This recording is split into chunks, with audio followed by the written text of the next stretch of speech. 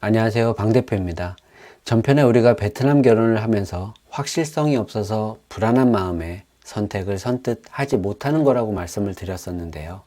거기에 더해서 베트남 결혼이라는 이 시장에서 자신의 위치를 정확하게 모르기 때문에 그런 게 아닐까 하는 생각도 해봤습니다. 이 베트남 결혼에서 0부터 100까지의 점수가 있다면 나의 위치는 어느 높이에 있는지 이거를 정확히 파악을 하고 그에 맞는 상대를 찾는 것이 실패 확률이 낮아질 거라는 거 누구나 공감하실 겁니다.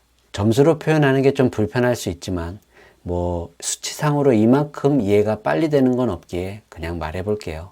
내가 이 국제결혼 시장에서 한 50점 정도의 위치에 있다라고 했을 때 상대방도 50점 정도에서 택하는 게 가장 좋겠죠. 욕심을 빼고 말입니다. 아마 그게 가장 잘 어울릴 겁니다.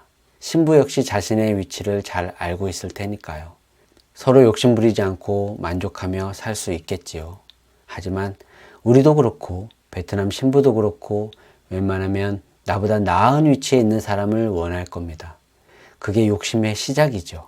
다르게 말해서 불행의 시작이기도 합니다. 그렇다고 욕심이 다 나쁜 건 아닙니다. 하지만 욕심이 과할수록 실패 확률이 높아질 거라는 것은 기정사실입니다. 우리는 이 과욕심에 대해서 한 번쯤은 이야기를 해야 합니다. 내가 아무리 50점 위치에 있다고 해도 50점 신부를 만나면 마음에 들지 않아요. 60점, 70점도 마음에 안 들어서 80점, 90점을 택하기 때문에 그 욕심이 화를 부르게 되는 길로 가는 겁니다. 왜 화를 부르는 결과로 이어질까요? 맞습니다.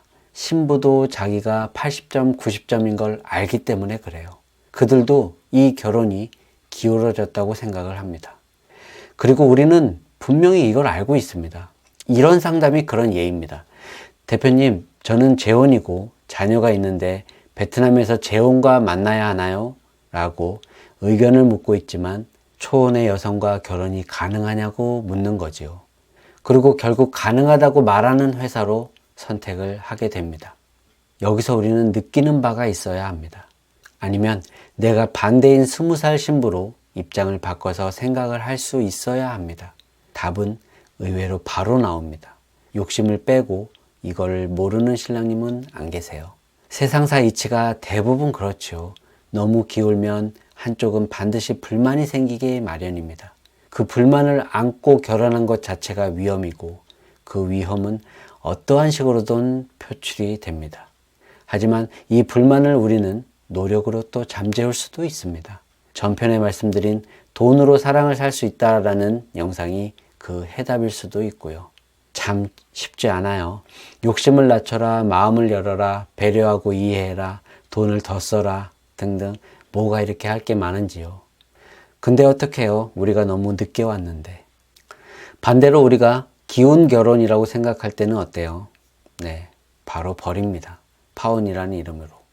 그 기울었다는 게 여러 가지로 형태로 나올 수 있습니다. 웃을 때 치아가 너무 안 예뻐. 아주 간단한 영어 단어도 몰라. 입냄새가 너무 많이 나. 페이스북 친구가 너무 많아. 잠을 너무 많이 자. 등등 이런 걸로도 우리는 기울었다고 생각을 합니다. 그 순간만큼은 나는 무결점의 남자가 되어 있죠. 나의 부족함 따위는 아예 생각이 들지도 않아요. 그러니 후회가 되고 고민을 하고 이 결혼을 깨고 싶은 겁니다. 자꾸 신부의 단점만 보인다는 거, 기울어져 있는 결혼이라고 생각을 하기 때문에 그렇습니다. 딱 한마디로 정리하면 내가 아까운 거예요. 다시 하면 훨씬 괜찮은 사람이랑 결혼할 수 있을 것 같은 거예요.